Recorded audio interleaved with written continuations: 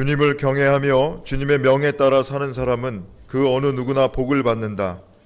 내 손으로 일한 만큼 내가 먹으니 이것이 복이요 은혜이다. 내 집 안방에 있는 내 아내는 열매를 많이 맺는 포도나무와 같고 내 상에 둘러앉은 내 아이들은 올리브 나무의 묘목과도 같다. 주님을 경외하는 사람은 이와 같이 복을 받는다. 아멘.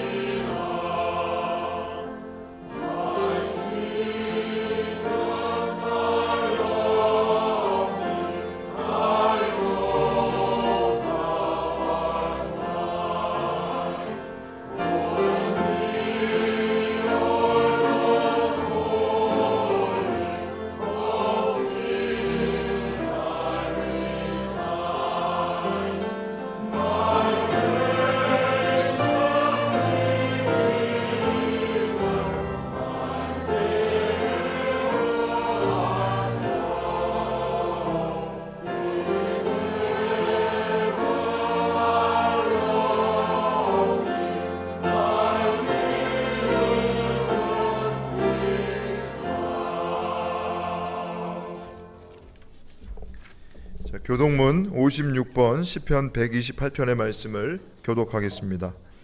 여호와를 경외하며 그의 길을 걷는 자마다 복이 있도다.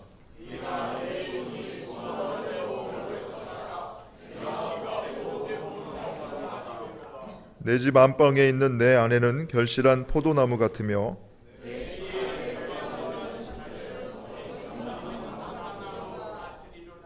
여호와를 경외하는 자는 이같이 복을 얻으리로다. 너는 평생에 예루살렘의 번영을 보며 내 자식의 자식을 볼지어다. 아멘.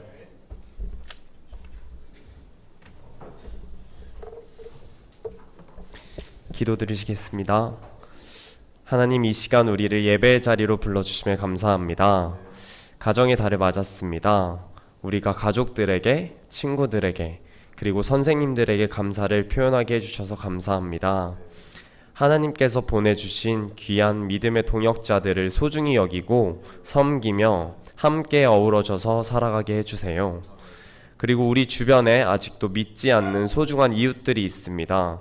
우리가 포기하지 않고 끝까지 그들을 위해서 기도하게 해주세요. 특히 사랑이라는 성령님의 열매를 놓고 기도합니다. 하나님, 내 안에는 사랑하는 마음이 적다는 것을 역설적으로 가정의 달을 맞아서 느끼게 됩니다. 공동체에서, 친구들 사이에서, 또 가정에서 연약한 모습과 온유하지 못한 모습을 비출 때가 많습니다. 그러나 주님, 저는 이런 마음을 주님 앞에 내어놓습니다.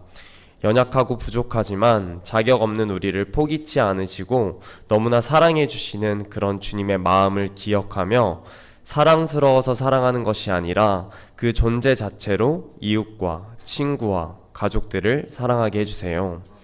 사랑이 모든 것을 이깁니다. 우리가 악을 악으로, 욕을 욕으로 갚지 않고 사랑으로 축복하며 모든 상황 속에서 나아가게 해주세요. 우리가 그렇게 살아갈 때 우리의 삶 속에서 복음이 전해진다는 것을 믿습니다. 사랑하는 하나님, 우리가 예배의 자리를 그리고 기도의 자리를 가장 소중히 여기게 하시고 혼란한 세대 가운데 말씀으로 우뚝 서는 그런 세대가 되게 해주세요. 오늘 말씀을 전하시는 이천진 목사님을 비롯해 체표를 위해 섬기는 성가대, 근로장학생, 봉사하구들, 또 특히 박미래 간사님, 오정현 목사님에게 힘 더하여 주시사 모든 것이 합력하여 우리 캠퍼스가 믿음의 동산으로 변화되는 기둥되게 각자를 붙들어 주세요. 감사드립니다. 사랑이 많으신 우리 주 예수 그리스도의 이름으로 기도드립니다. 아멘.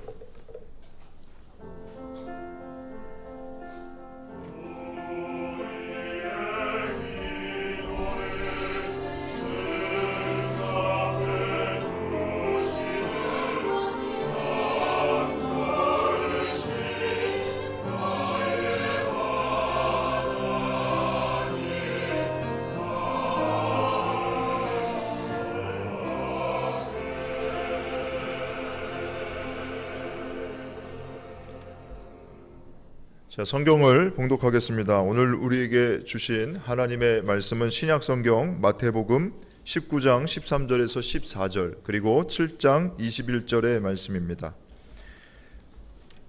그때에 사람들이 예수께 어린이들을 데리고 와서 손을 얹어서 기도하여 주시기를 바랐다. 그런데 제자들이 그들을 꾸짖었다. 그러나 예수께서 말씀하셨다. 어린이들이 내게 오는 것을 허락하고 막지 말아라. 하늘나라는 이런 어린이들의 것이다.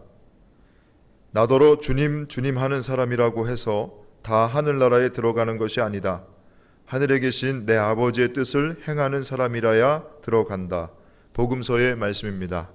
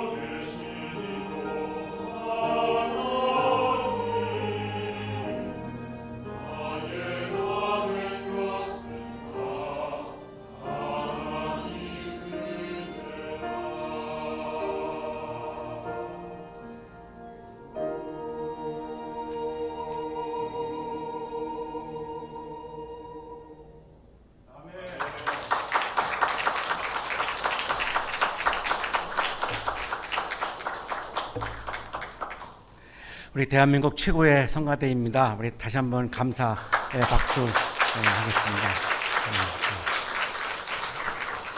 하겠습니다. 우리 여러분 성가하시는 동안 우리 한양여대 권수선 교수님이 계속 울고 아직도 울고 계십니다. 그래서 제가 역시 대한민국 최고의 성가대구나 이렇게 감동을 주셔서 너무너무 감사드립니다. 우리 현악기로 또 아름다운 반주해 주시는 무거운 악기를 이렇게 들고 이렇게 오셔서 연주해 주시는데요. 감사의 박수 하겠습니다.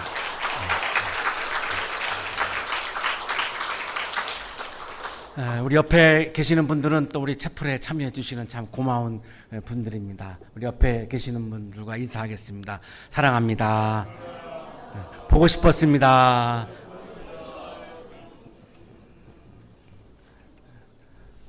오늘 지휘하시는 성준 씨가 오늘 연주가 아마 있어가지고 오늘 이렇게 또 대신 해주셨는데 제가 성을 몰라서 죄송한데 우리 잠깐 일어나실까요? 우리 오늘 지휘해 주신 우리 감사드리겠습니다.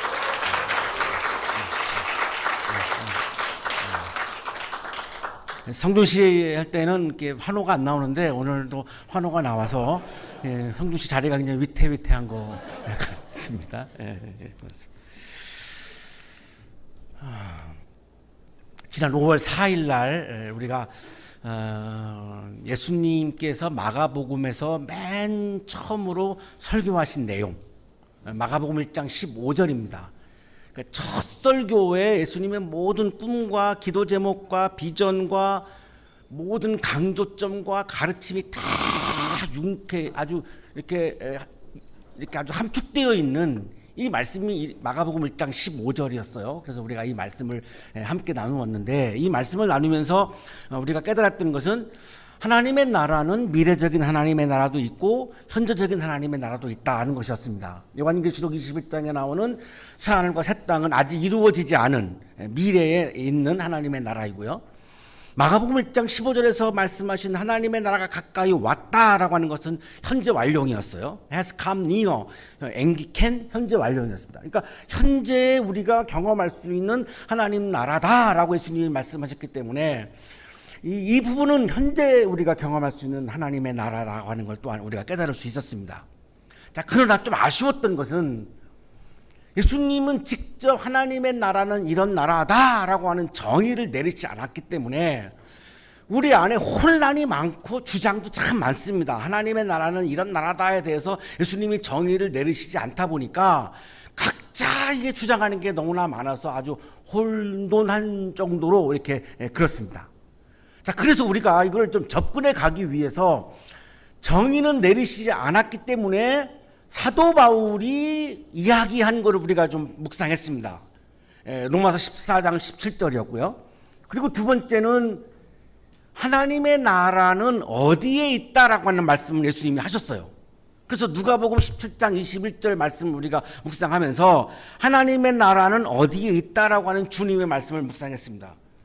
하나님의 나라에 우리가 접근해 가기 위해서 이런 지금 이렇게 비슷한 부분들을 우리가 계속 접근해 가고 있는 건데 아마 이번 학기 종강 때까지 좀 계속 가려고 그런 생각을 하고 있는데 로마서 14장 17절에서는 성령 안에서 누리는 의와 평화와 기쁨이 하나님의 나라다. 사도 바울은 이렇게 정의를 내렸어요. 성령 안에서 누리는 정의와 평화와 기쁨, 이게 하나님의 나라다. 이렇게 말씀했죠. 그리고 누가복음 17장 21절에 예수님은 하나님의 나라는 어디에 있는가? 너희 가운데에 있다. 이렇게 말씀했어요. 세 번역에는 너희 가운데에 있다. 개역개정에는 너희 안에 있다. 이렇게 표현했어요. 약간 좀 다르죠. 너희 안은 내 내면 안에 있다라고 하는 거고 너희 가운데 있다라고 하는 거는 너와 나의 관계 안에 있다라고 하는 거니까 사이에 있다라고 하는 거니까 조금 달라요.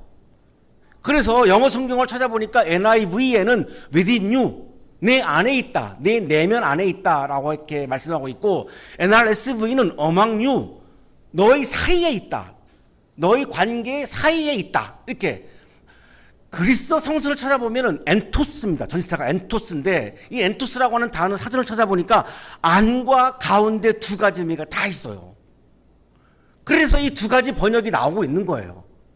제5복음서라고 불리우는 도마복음이 있어요. 정경 안에는 포함되어 있지 못했는데 굉장히 성사학자들이 연구할 때 주로 사용하고 있는, 많이 보고 있는 복음서인데요. 이 도마복음서 제3절 A 구절을 보면 이렇게 되어 있어요.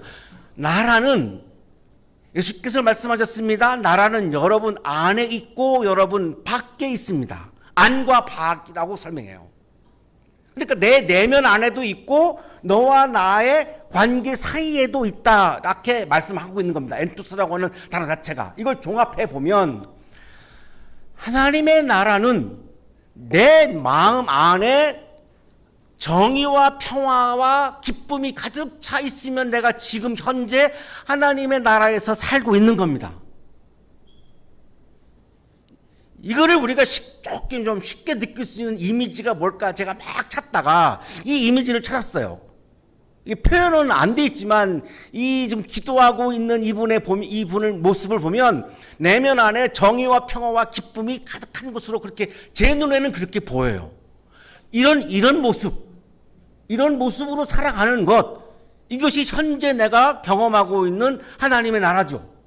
근데 내 내면 안에 막 분노와 막 원한과 미워하는 것과 막 이런 게 가득 차 있으면 현재 나는 하나님의 나라에서 살지 못하고 있는 거죠. 반대로 내 안에 정의가 가득하고, 불의가 가득하면 내가 하나님의 나라에서 못 살아요. 정의가 가득하고 평화가 가득하고 싸우려고 하는 마음이 가득 차 있으면 내가 하나님 나라에서 살 수 없어요. 기쁨, 슬픔이나 좌절과 절망이 가득 찬 게 아니라 내 안에 기쁨이 가득 차 있으면 내가 하나님의 나라에 살고 있는 거예요. 중간고사 결과가 좋으면 하나님의 나라고 나쁘면 하나님의 나라가 아니고가 아니라는 거예요. 중간고사가 결과가 나빴는데도 내 안에 기쁨이 가득해 있어. 이게 진짜 하나님의 나라예요. 굉장히 복음이죠. 예, 여러분에게. 예. 기쁜 소식이잖아요. 예, 예. 성적이 좋아서 기뻤다. 잠시죠. 잠시. 왜냐면 기말에 가서 또 실패할 거니까. 예, 예. 잠시거든. 잠시. 그거랑 관계없이 이거 제가 막 이거 어떻게 설명해야 고민하다가 자동차 운전하다가 보면 어떤 사람이 막 추월해요. 나하고 막 경쟁하려고 그래. 난 경쟁할 마음이 없어. 그래, 네 맘대로 가. 빨리 가라. 나는 그냥 내 속도 유지해서 갑니다. 전혀 신경 안 써요. 근데 그 사람은 마치 내가 경쟁하려고 생각하나 봐요. 그런 거랑 나는 신경 안 씁니다. 그냥 나는 내 속도로 가는 거죠. 중간고사가 좋든 나쁘든 관계없이 내가 인간적으로 기쁘게 살아가는 거예요. 그러면 내가 하나님의 나라를 경험하면서 살아가는 거죠. 그런데 기쁘지 않아, 슬퍼, 막 절망, 막 이런 게 내 안에 가득해. 그럼 하나님 나라에서 살지 못하고 있는 거예요.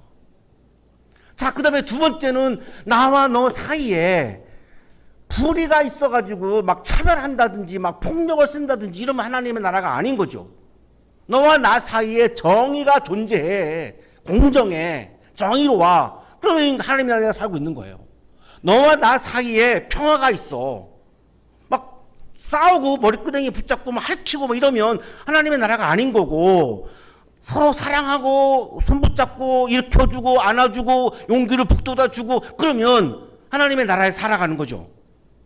너와 내가 만났는데 싫어, 불편해, 보기 싫어, 이러면 하나님의 나라가 아닌 거고, 내가 너를 만났는데 너무 기뻐, 그러면 지금 하나님의 나라에 살아가는 거죠. 저는 일주일 중에서 채플에 와가지고 여러분 볼 때 가장 기쁜 순간 중에 하나예요. 아멘 안 하신 분들은 여러분은 나를 보는 게 불편하신 거잖아요. 어떻게 나보고 어떡하라고. 그냥 이게 생긴 얼굴이고 이 말투도 그냥 이게 그냥 말투 어떻게 바꾸기가 어려워. 이 나이에 제가 63세에 주일날 우리 예배 시간에 우리 교인분들 볼 때와 채플 시간에 여러분 볼 때가 저 일주일 중에 제일 기뻐요. 진짜예요. 제가 천진난만한 사람이에요. 내가 거짓말 하는 사람이 아니에요. 그 나머지는 막 이제 말씀 준비하려고 막 그냥 막 치열하게 막 사는 시간들이고, 가장 기쁜 거는 요 시간하고 주일 예배 시간. 그게 나에게는 하나님의 나라인 거예요. 자, 그동안 우리가 죽어서 가는 천당만 생각했기 때문에 죽어서는 경험할 수 있지만 살아서는 경험한다라고 생각을 못 했잖아요. 근데 이거 말씀들을 묵상해 보니까 죽어서도 경험할 수 있지만 지금도 경험할 수 있다라고 하는 거예요. 이거를 우리가 놓칠 이유가 없고 포기할 이유가 없고 지금 여기서도 우리가 하나님의 나라를 경험하면서 정의롭게 평화롭게 기쁘게 살아가면 하나님도 나를 보면서 기뻐하시는 거고 나도 하나님을 기쁘게 해드리는 거고 내 옆에 있는 사람들도 내가 기쁘게 해드리는 거고 오늘도 여러분이 이 봉사를 통해서 이렇게 막 감동을 주고 막 울리고 막 제가 암만 설교해봐야 권수정 교수님 내가 우는 거 한 번도 못 봤어요. 근데 찬양을 들으면서 막 우셔요. 이게 하나님의 나라예요. 이런 나라에서 살아가면 얼마나 좋은 거예요. 이게 인간다운 삶이죠. 5월 4일 채플 시간에는 어떻게 하나님 나라의 삶을 살 수 있는가에 대해서 주님이 우리에게 말씀해 주셨어요. 어떻게? 정의는 내리시지 않았고요. 자, 두 가지였죠. 회개하면, 복음을 믿으면. 회개는 뭐였죠? 반성하는 게 아니었죠. 내 존재를, 삶을 바꾸는 거라 그랬어요. 물질을 추구하던 것을 하나님을 바라보는 것으로, 교만한 삶을 겸손한 삶으로, 나태한 삶을 근면한 삶으로, 교만한 삶을 겸손한 삶으로, 속이는 삶을 정직한 삶으로, 이기적인 삶을 봉사하는 삶으로 이렇게 바꾸는 것을 회개라고 말씀하셨어요. 메타노이아라고. 그러면 이 두 가지를 하면 하나님의 나라에서 지금 살 수 있다 이렇게 말씀하셨죠. 자, 오늘 성서 본문은 누가 하나님의 나라에 들어가는가에 대한 말씀이에요. 누가 하나님의 나라에 들어가는가. 우리 그리스도인에게 너무 중요한 말씀입니다. 우리 그리스도인이 신앙인이 내가 하나님의 나라에 들어가야 될 거 아니에요. 그럼 어떻게 어떻게는 지난번에 말씀하셨고 이번에는 누가 하나님의 나라에 들어가는가라고 하는 말씀이어서 우리가 굉장히 주목해서 봐야 되는 말씀이에요. 두 군데에서 예수님이 누가 들어간다라고 하는 말씀을 하셨어요. 두 군데에서. 자, 오늘 누가복음 19장이 그 중에 한 군데인데 사람들이 예수님께 어린이를 데리고 왔어요. 그리고 이제 손을 얹어서 안수 기도를 해주기를 이제 원해요. 그랬더니 제자들이 막 그 사람들을 꾸짖어. 어린이를 데리고 온 사람들을 막 꾸짖어. 그랬더니 예수님이 이렇게 말씀합니다. 결정적인 말씀이에요. 어린이들이 내게 오는 것을 허락하고 막지 말아라. 하늘나라는 이런 어린이들의 것이다. 자, 얼핏 보면 그럼 어린이만 하나님 나라에 들어갈 수 있나? 그럼 우리 어른들은 다 틀렸나? 이렇게도 볼 수 있어요. 하늘나라는 이런 어린이들의 것이다. 설마 예수님이 어른들은 다 끝났고 어린이들만 들어갈 수 있다라고 말씀을 하셨지는 않을 것 같아요. 그런 생각이 확 들어요. 그러니까 이 말씀이 무슨 의미인지 계속 고민을 하게 됩니다. 묵상을 안 할 수가 없어요. 그래서 다른 복음서를 찾아봤어요. 그걸 평행본문이라 그래요. 마가복음하고 누가복음을 찾아봤더니 요 말씀에 해당하는 마가복음, 누가복음의 말씀이 있어요. 이거를 찾아봤더니 이렇게 돼 있어요. 내가 진정으로 너에게 말한다. 누구든지 어린아이와 같이 하나님 나라를 받아들이지 않는 사람은 거기에 들어가지 못할 것이다. 어린이와 같이 하나님의 나라를 받아들이는 사람 이렇게 말씀해요. 조금 더 구체화된 것 같아요. 자, 그런데 사도 바울은 고린도서 13장 11절에서 어린이의 일을 버렸다고 말씀해요. 내가 어릴 때는 말하는 것이 어린아이와 같고 깨닫는 것이 어린아이와 같고 생각하는 것이 어린아이와 같았습니다. 그러나 어른이 되어서는 어린아이의 일을 버렸습니다. 어린이 같은 거를 부정적으로 말씀해요. 또 사도 바울은. 그렇다면 일단 어린이여야 들어간다는 건 아닌 건 분명한 것 같아요. 그러면 뭐냐? 어떤 의미냐? 예수님의 말씀 중에 어린이와 같은 사람은 뭘 말씀하는 건가? 어떤 사람이 하나님 나라에 들어간다라고 지금 말씀하는 건가? 어떤 분들은 상상력을 동원해서 어린이의 특징을 끄집어내요. 뭐 순박한 거, 순수한 거, 순결한 거, 뭐 어른들의 말을 잘 믿고 따르는 거, 뭐 등등등등 막 이래야 들어간다 이렇게 해석하시는 분들이 있어요. 그냥 상상력으로 하는 말씀인 것 같고요. 심지어 어떤 사람들은 어린이가 되어야 갈 수 있다. 어린이처럼 행동해야 갈 수 있다. 이렇게 또 주장하는 분도 있어요. 그럼 우리 여기 있는 분들은 고등학교로 돌아가야 돼요. 이렇게 성인처럼 살면 안 돼. 지금 굉장히 의젓하잖아요. 고등학교 때 이러지 않았잖아요. 작년에 애 같았지. 그럼 다시 애같이 돌아가라는 건데 작년에 여러분의 삶을 돌아봐봐요. 기가 막히죠. 본인이 생각해도 철이 없었잖아요. 지금 이렇게 조용히 아니 막 떠들잖아. 작년만 하더라도. 그죠? 예. 고등학생들 얼마나 잘 떠들어요. 예. 체프 시간에, 수업 시간에. 지금 굉장히 의젓하잖아요. 그럼 옛날로 돌아가라는 말인가? 이렇게 질문을 하지 않을 수가 없잖아요. 자, 그래서 우리가 성서를 읽을 때 제일 중요한 것 중에 하나가 문맥입니다. 이게 어려우면, 이게 안 풀리면 앞뒤를 봐야 돼, 앞뒤를. 이 앞을 봤더니 마태복음 18장에 비슷한 말씀이 나와요. 18장 3절에 내가 진정으로 너에게 말한다. 너희가 돌이켜서 어린 이들과 같이 되지 않으면 절대로 하늘나라에 들어가지 못할 것이다. 어린 아이들과 같이 되지 않으면, 자, 그러 다음에 4절에서 이렇게 말씀해요. 이 4절이 결정적이에요. 그러므로 누구든지 어린아이와 같이 자기를 낮추는 사람이 하늘나라에서는 가장 큰 사람이다. 답이 나왔어요. 예수님이 어린아이 같아야 하나님 나라에 들어간다라고 하는 이 말씀의 내용은, 어린아이와 같다라고 하는 말씀의 내용은 20세 이상 어른은 못 간다라고 하는 말씀이 아니고, 애들은 다 들어간다는 말씀이 아니고, 여기 18장 4절에서 이미 말씀을 하셨기 때문에 19장에서는 다시 중복을 안 하시는 거예요. 18장 4절에서 분명히 말씀했어요. 어린아이와 같은 사람은 어떤 사람인가? 어린아이와 같이 자기를 낮추는 사람이다.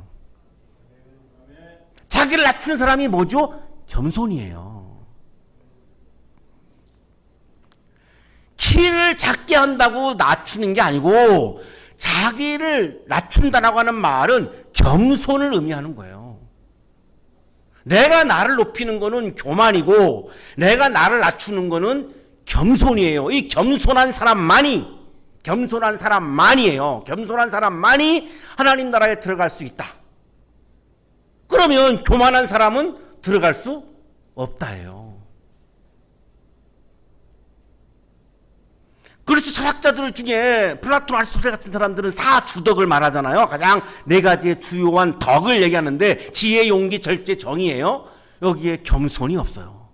자, 그러나 예수님은 하나님 나라에 들어갈 수 있는 가장 중요한 덕목으로 겸손을 말씀한 거예요. 이게 그리스 철학자들하고 완전히 달라요. 조금 더 여러분의 이해를 도와드리기 위해서 마태복음 11장 28절 30절을 인용해 드리겠는데요. 수고하며 무거운 짐을 진 사람은 다 모두 내게로 오너라. 내가 너희를 쉬게 하겠다. 우리가 예배의 자리, 채플의 자리에 오는 것 중에 하나는 안식을 위해서요. 안식. 여기는 오면 경쟁도 없고 뭐 시험도 없고 치열한 게 없고요. 정말 이게 오면은 안식이 있잖아요. 제가 영성과 음악이라고 하는 수업을 하는데 우리 학생들 피드백을 받아보면 안식이 있었다는 거예요. 힐링이 있었다고 하는 대답을 참 많이 해요. 수업 시간에 와서 자기가 한양대학교에서 수업 시간에 와서 안식과 힐링을 경험하는 거는 이 수업이 유일하다고 그런 얘기를 많이 하는데, 우리 채플도 여기 오면 안식이 있고 쉼이 있는 거예요. 안식하고 쉬면서 먹기도 하고 말씀도 나누고 교제도 나누고 서로 사랑도 나누고, 그죠? 자, 그런데 28절만 읽는 분들이 많은데 29절을 읽어야 됩니다. 나는 마음이 온유하고 겸손하니 내 멍에를 보고 나한테 배워라. 그리하면 너희는 마음의 쉼을 얻을 것이다. 채플의 자리에 온다고 다 쉼이 주어지는 게 아니라는 거예요. 와서 예수님한테 배워야 된다는 거예요. 뭐를? 온유와 겸손을. 그래야 안식과 쉼이 주어진다는 거예요. 이거를 확대한 것이 온유하고 겸손한 사람만이 하나님 나라에 들어갈 수 있다라고 지금 강조하시는 거예요.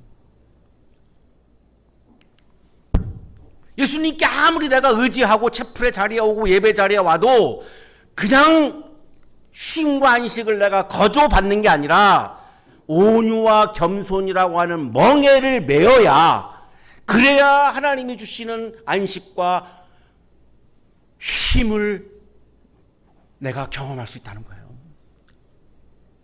그러니 예수님이 이 겸손을 이렇게까지 지금 강조하시고 있고 이래야 하나님 나라에 들어간다라고 말씀하잖아요. 그래서 아놀드 토인비 같은 역사학자는 흥망성쇠한 문명들을 분석한 학자잖아요. 이 사람이 질문을 던집니다. 로마 같은 세계를 다스렸던 나라가 왜 없어졌지? 세계를 호령했던 바벨론 문명, 아즈텍 문명, 잉카 문명, 페르시아 문명, 이게 왜 다 사라진 거지? 왜 이렇게 쫄딱 망했지? 아니 세계에서 중심이라고 했던 유대 문명도 왜 이렇게 초라해졌지? 분석해봤더니 딱 하나예요. 그렇게 문명이 다 쇠락한 문명들은 리더들이 교만했다는 거예요. 그 나라의 국민들이 우리가 세계에서 최고다라고 하는 우월감에서 교만에 빠졌다는 거예요. 교만은 늘 우리를 쇠락으로 갖고 간다는 거예요. 유발 하라리 같은 이스라엘 히브리대 역사학자는 지금 현재 역사학자잖아요. 살아있는 이분도 지금 그런 강대국들을 향해서 겸손하라고 지금 막 강조를 합니다. 교만하면 지금은 강대국이지만 망한다라고 막 경고합니다. 특히 유대인들 같은 경우는 선민 사상이 교만함이었죠. 교만함. 그 유대 문명이 왜 몰락했는가? 선민 사상 때문이라고 유발 하라리는 주장하죠. 자, 여러분들은 엘리트예요. 대한민국에서 1% 안에 들어가는 엘리트들이라고. 엘리트들이 아주 위험한 게 뭐냐? 교만에 빠지기 쉬운 거예요. 엘리트가 아닌 사람들은 빠질래야 빠질 수도 없어요. 빠질 뭐가 없잖아요. 근데 엘리트 분들은 교만에 빠지기가 쉬워요. 왜냐면 내가 최고니까. 여기 다 최고인 분들만 계시거든. 학생들도 그렇고 우리 교수님들도 그렇고. 내가 최고니까 교만에 빠지기 쉬운데 그러면 하나님 나라에 들어가지 못한다는 거예요. 그 교만은 나를 쇠락의 길로 끌고 간다는 거예요. 그래서 예수님이 이렇게까지 지금 강조하시는 거예요. 어린이를 비유를 드시면서 어린이를 봐라. 이렇게까지 이 정도로 겸손해야 한다. 그래야 하나님 나라에 들어가는 거다. 그리고 두 번째로 또 하나를 말씀하시죠. 나더러 주님 주님 하는 사람이라고 해서 하늘나라에 들어가는 것이 아니다. 아니다. 주님 주님 주여 주여 한다고 들어가는 것이 아니다. 하늘에 계신 내 아버지의 뜻을 행하는 사람이라야 들어간다. 아버지의 뜻을 행해야 들어간다는 거예요. 그냥 입으로 주여 주여만 한다고 해서 들어가는 게 아니라는 거예요. 행함이 없는 믿음과 고백은 공허합니다. 예를 들어서 우리 어떤 남학생이 우리 여기 여학생들한테 찾아와가지고 나 너 사랑해 이렇게 고백을 했어요. 뭐 거의 가능성은 별로 없지만 그냥 예를 들자고요. 예를 내가 너 사랑해 이렇게 고백했어요. 1년 내내 와가지고 얼굴 앞에 와가지고 나 너 사랑해 나 사랑해 말로만 그냥 1년 내내 계속해서 너 사랑해 나 사랑해 이게 무슨 의미가 있어요? 아니 사랑하면 손이라도 잡으려고 해야지. 아니 사랑하면 포옹이라도 해야지. 그냥 말로만 사랑한다라고 하는 게 얼마나 공허한 거예요. 아니에요? 내 손을 잡으려고 해야 사랑이 느껴지지. 말로만 사랑한다고 하는 걸 그거 어떻게 사랑이 느껴져요? 자, 예수님도 하나님도 마찬가지죠. 우리가 예수님 사랑합니다. 하나님 사랑합니다. 내가 하나님을 믿습니다. 이 고백만 하면 얼마나 공허한 겁니까? 그 마음을 하나님 앞에서 행위로 내가 그 사랑과 믿음을 표현해야지 공허하지가 않은 거지. 그러니 행함이 없는 믿음과 고백은 공허할 수밖에 없어요. 그러니까 예수님은 아버지의 뜻을 행하는 사람이라야 하나님 나라에 들어간다 이렇게 강조하신 거죠. 말로만 고백해서는 들어갈 수가 없다는 거예요. 내 뜻을 하나님과 무관하게 내 뜻을 행하는 것으로는 하나님 나라에 들어갈 수 없다는 거예요. 하나님 나라에 들어가는 사람은 겸손하게 하나님의 뜻을 행하는 사람이 들어간다는 거예요. 예수님이 주목하는 건 우리의 말보다 순종하는 행위를 주목하신다는 거예요. 믿음과 행위는 분리될 수 없어요. 자꾸 이거를 분리시켜서 한국교회를 논란에 빠뜨리는 분들이 계시는데 믿음과 행위를 어떻게 분리시킵니까? 사랑과 행위를 분리시켜요? 아까 제가 예를 들었지만 말로만 사랑해 사랑해 이게 불가능하잖아요. 반드시 손을 잡고 싶고 키스도 하고 싶고 포옹도 하고 싶고 사랑하면 그런 거잖아요. 사랑과 행위는 분리할 수 없는 것처럼 믿음과 행위도 분리할 수 없잖아요. 그러면 내가 하나님을 믿는다라고 하는 것은, 내가 예수님을 믿는다라고 하는 것은 그분의 말씀과 그분의 뜻을 내가 기쁨으로 실천하고 싶은 마음이 우러나오게 돼 있어요. 그때 그 사람이 하나님 나라에 들어간다는 거예요. 5월 4일 채플 설교와 연결해서 정리하겠습니다. 이번 학기 중에서 이 정리가 저는 가장 중요한 부분이라고 생각을 하는데요. 하나님 나라에 들어가려면 어떻게 해야 되는가? 첫째, 회개해야 한다. 내가 추구하는 것을 바꾸라는 거예요. 이기적인 삶을, 사랑을 실천하는 삶으로, 물질을 보던 삶을 하나님을 보는 삶으로, 거짓을 보던 삶을 진리를 보는 삶으로, 미움을 보던 것을 사랑을 보는 삶으로 바꾸라는 거예요. 이게 회개예요. 두 번째, 하나님 나라의 복음을 믿어야 한다. 하나님의 나라가 가까이 왔다라고 하는 게 복음이에요. 하나님의 나라는 오지 않는다가 아니라 하나님의 나라는 지금 이 시간에도 여기에 오고 있다라고 하는 이 복음을 믿어야 한다는 거고, 세 번째, 자기를 낮추는 겸손한 사람이 되어야 하고, 내가 나를 낮추면 다른 사람들이 나를 높여줍니다. 이거 분명한 사실이에요. 내가 나를 높이면, 얘가 마이크가 높아지고 있네요. 내가 나를 높이면 다른 사람들이 나를 낮춰요. 내가 나를 낮추면 다른 사람들이 분명히 나를 높인다니까요. 네 번째, 하나님의 뜻을 행하는 사람. 100%는 어렵지만 최선을 다하느냐 안 하느냐, 이거의 문제. 주님이 보시는 거는 이 사람이 정말 아버지의 뜻을 행하려고 최선을 다하는가, 아니면 이거를 우습게 여기는가, 이거죠. 내가 100% 다 실천할 수는 없잖아요. 진지하게 정말로 실천할 수 있는 마음이 있느냐 이거예요. 여러분이 그냥 생각으로만 내가 발성훈련 해야지, 내가 발성훈련 해야지 생각만 하고 있으면 소용이 없잖아요. 얼른 편협해 가서 두들기면서 내가 소리를 막 내야 되잖아요. 호흡을 해야 될 거 아니에요. 그래야 소리가 훈련이 되고 좋아지는 거잖아요. 행해야죠. 실천이 있어야 내가 성장하는 거잖아요. 하나님의 말씀과 하나님의 뜻을 내가 실천해야 내가 믿음이 성장하는 거잖아요. 채플에 와서 내가 말씀을 받고 자극을 받고 훈련을 받고 나가서 이거를 실천에 옮겨야 내가 지금 이 시간에 하나님 나라에 들어가서 평화와 정의와 기쁨을 누리며 살 수 있다는 거예요. 사랑하는 여러분, 이 네 가지를 꼭 실천하셔서 하루하루 살아가는 게 힘들 때가 많습니다. 굉장히 내 삶을 내가 살아가는 것이 버거울 때도 굉장히 많잖아요. 그 속에서도 우리가 하나님의 나라의 기쁨을 누리며 살아야 되잖아요. 그래야 그 기쁨으로 어려움을 이겨내잖아요. 그 기쁨을 누리는 방법은 이 네 가지를 꼭 실천하시라는 거예요. 그래야 지금 여기에서 하나님 나라의 기쁨을 누리며 살 수 있고, 또 미래의 하나님의 나라를 또 기쁨 가운데 소망하면서 살아갈 수 있어요. 현재적 하나님 나라, 미래적 하나님 나라 모두를 경험하시는 우리 채플 가족들이 되시기를 간절히 축원합니다. 거룩하신 주님, 하루하루 삶이 힘들 때가 많습니다. 지칠 때도 많고 넘어질 때도 많고 주저앉고 싶을 때도 많고 포기하고 싶을 때도 많습니다. 남몰래 흘리는 눈물로 살아가는 시간들도 있습니다. 주님, 우리에게 어떻게 해야 하나님 나라의 삶을 살 수 있는지, 어떻게 해야 누가 하나님 나라에 들어갈 수 있는지 말씀해 주셔서 감사합니다.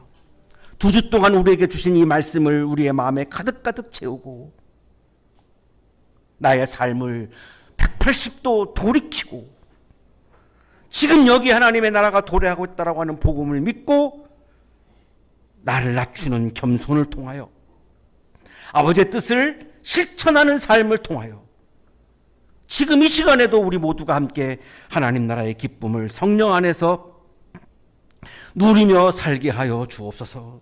우리의 삶 가운데 정의와 평화와 기쁨이 충만케 하여 주시옵소서. 예수 그리스도의 이름으로 기도하옵나이다.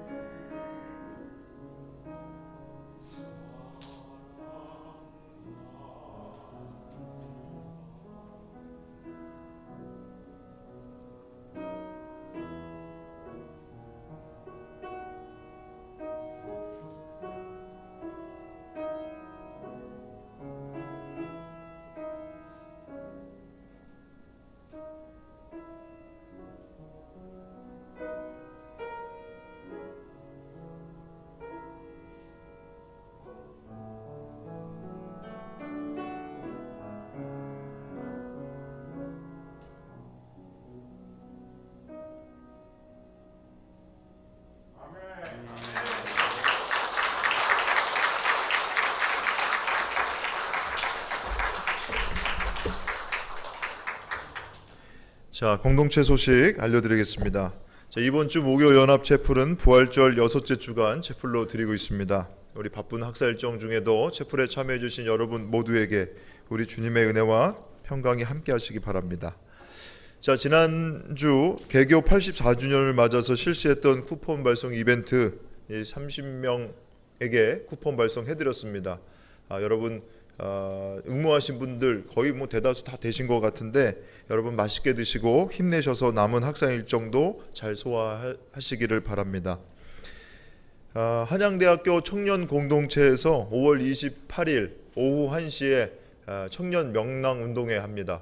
한양여대 잔디구장에서 하는데요. 1부는 미니올림픽, 2부는 풋살 축구 경기. 여러분 관심 있는 분들 함께 하셔도 좋습니다. 우리 교목실에 신청해 주시면은 같이 운동 땀 흘려서 하고 난 다음에 끝나고 나서 짜장면하고 탕수육 함께 먹겠습니다. 여러분 식사하실 때 오셔도 좋으니까 많이들 함께 오셔서 자리하셨으면 좋겠습니다. 자, 오늘 점심 식사는 한양대학교 정세진 교수님, 황중만 교수님께서 대접해 주십니다. 여러분 맛있게 드시고 즐거운 식탁 교제 나누시기 바랍니다. 자, 이제 모두 자리에서 일어나셔서 함께 기도 드리실 텐데 이천진 목사님께서 봉헌 기도와 함께 축도해 주시겠습니다. 하나님, 우리들에게 주님을 보내주시고 주님께서 오늘 우리들에게 하나님 나라에서 살아가는 삶과 누가 들어가는가에 대해서 분명하게 우리에게 말씀해 주시고 하나님 나라의 기쁨을 누리며 살아가는 길을 오늘 우리에게 안내해 주셔서 감사합니다. 감사의 마음을 찬양과 예물에 담아 드리오니 기쁘게 받아주시고 예물과 찬양을 드리는 손길 위에 크신 은혜를 부어 주옵소서. 이제는 하나밖에 없는 생명까지도 아낌없이 사랑으로 나누어 주시는 예수 그리스도의 은혜와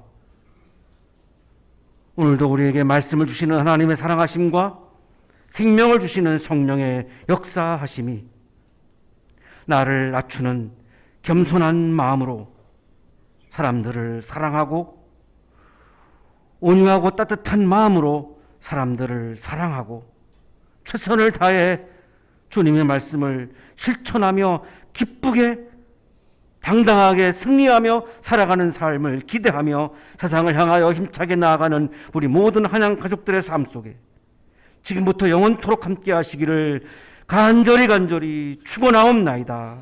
아멘.